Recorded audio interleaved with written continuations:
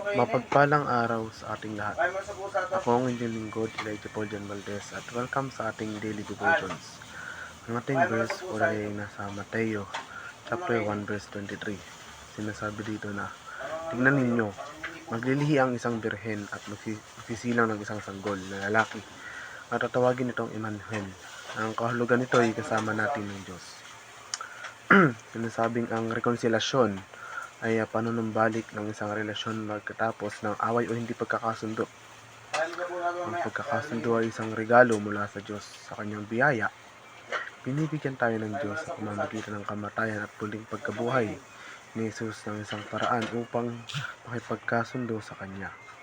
Hindi tayo hinihintay ng Diyos sa kilalanin ang ating pangangailangan sa Kanya.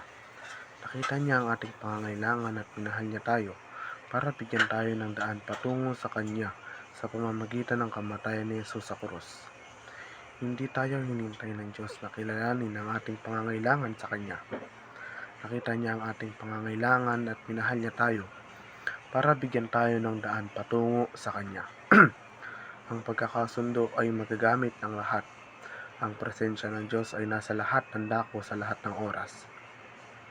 Ang Kanyang presensya sa lahat ng dako para sa mga tagasunod ni Jesus. Siya ay kasama natin palagi sa pamamagitan ng panunahan ng Espiritu Santo. Gayunpaman, may mga pagkakataong nararanasan natin ang presensya ng Diyos sa mga espesyal na paraan. Ito ay madalas na tinatawag na hayag ng presensya ng Diyos dahil siya ay kasama natin sa isang malinaw at nakakakumbinsi na paraan. Alam natin ang hayag ng presensya ng Diyos sa pamamagitan ng ating mga karanasan sa Kanya. Maaring hindi ito magkapareho sa itsura ng lahat ng tao sa lahat ng lugar, ngunit ito ay palaging naaayon sa kasulatan. Ang ilang mga tao ay maaaring makakita ng pangitain o marinig ang tinig ng Diyos. Ang iba ay maaaring walang nakikita o naririnig, ngunit nakakaranas ng kapayapaan at kagalakan na hindi masasabi. Ang pagkakasundo ay isang makapangyarihang konsepto na nasa puso ng pananampalatayang Kristiyano. Ito ay ang mensahe ng pagpapagaling, panunumbalik at kapayapaan na ipinaaabot ng Diyos sa sangkatauhan sa pamamagitan ng sakripisyo ni Jesucristo sa krus.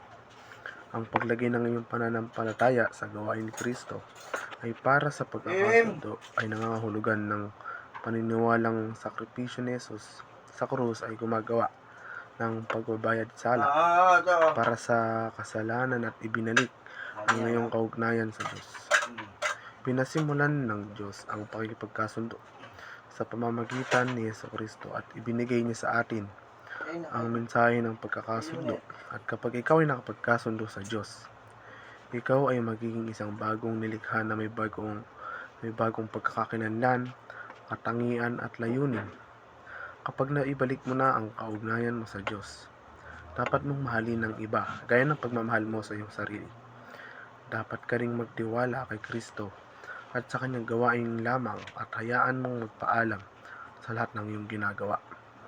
Muli, ako ang inyong lingkod, Elijah Paul John Valdez, at dito na nagtatapos ang aking daily devotions.